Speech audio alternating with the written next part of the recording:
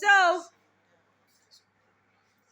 when she give birth to this child, she struggle or juggle in between house chores, taking care of her child, taking care of herself, also securing her job or her business.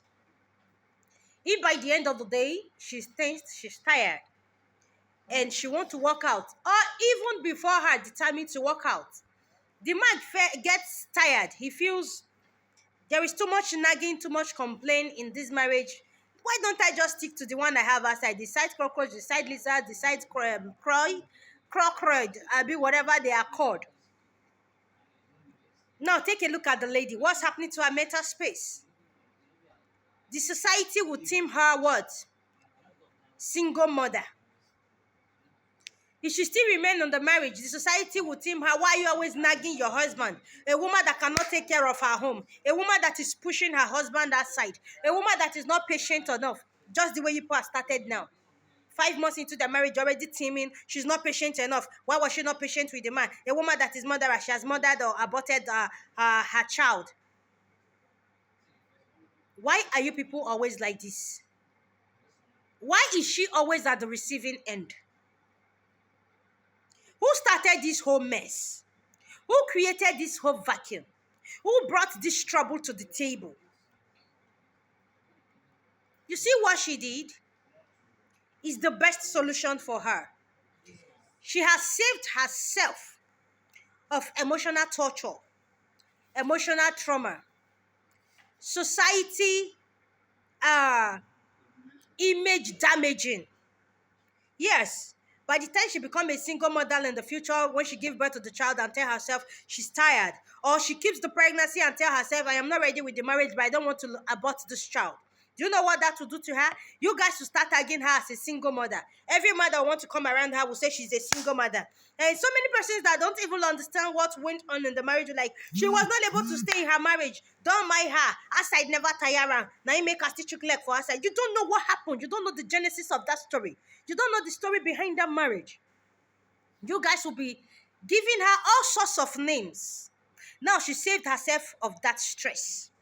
Now, if she give birth to that child and start to take care of that child alone, do you know what that will do to her again? If I thought she's taking care of that child will go, and if it's a child that is under another societal influence, where they will be calling her a bastard child, a child without a father. That child will come home with another trauma, disturbing the mother. I want to see my father. Who is my father? I want to know my father. And this will start drawing the woman and the man close. Again, for her to start remembering her ugly past, which is again detrimental to her mental space. This is something she wanted to forget about, but that child will keep reminding her. That child will keep bringing her back into that space. And that child on her own or on his own is not also free from this trauma. When she see other people's daddy coming to pick them, when she see other people's daddy and mommy with their children living happily, she will begin to wish, I wish I had a complete family. I wish I have a happy family.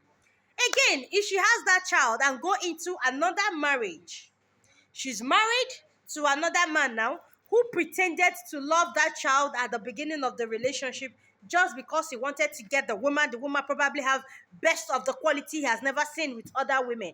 And at the end of the day, he really did not love the child. And especially if it happens to be a female child. Remember, they are always at the receiving end. Another wahala have started entirely. I don't know if you guys are understanding me from the angle I am coming from. It is a very long rope to draw if we actually want to sit down to analyze this thing. So it is better the child go back to Baba God where the child came from. She is left to live her life. Many of you were even saying, what if that is the only child God gave you? Una no be God. Leave her to settle that case with her God. The situation is left for that. Thank God, man is not a God and God is not man. And thank God our God is merciful God. We know because of the mercies of God doesn't mean we should take him for granted. Yes, we know. But thank God, God is not a man. Thank God, man is not God. That is where the difference comes in. If that is the only child God programmed for her, make una live and now she and her God, she can settle it with her God. God is a merciful God, as far as I know. because it was not a situation she just sat down and took to please herself. She must have considered her future. She must have considered the child's future. Now, have you even thought, if that lady in question have nothing doing, how will she take care of herself and the pregnancy, and at the same time take care of that child? A man that is not caring now when the love is sweet, you think he will be caring when you are years into the marriage? When that love, what brought you together, is gradually going, especially when the marriage does not have a solid foundation of love, not just love, words of mouth and bed matters that brought you people together, or the facial appearance that brought you together. Probably it's even because the woman was pregnant and she's beginning to leave sheep at that early stage that is even pushing the man aside. Do you know?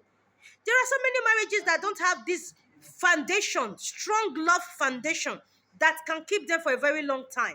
Probably it could be the appearance that brought them. Probably it could be the financial aspect that brought them. You cannot tell.